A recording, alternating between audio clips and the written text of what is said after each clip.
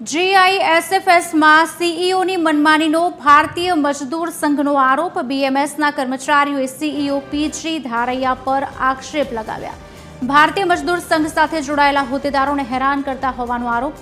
CEO બન્યા પછી કારોબારી મીટિંગ ન બોલાવ્યાનો દાવો।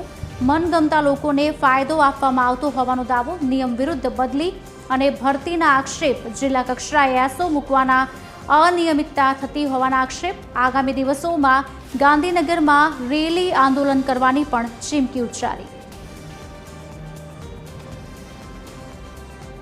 પોતાની મનમાનીના હિસાબે ધારિયા સાહેબ અમારા જે બીએમએસના અમે જે હોદ્દેદારો છીએ એ લોકોનો ટાર્ગેટ કરીને એ લોકો નોટિસ આપો સસ્પેન્ડ કર્યા છે।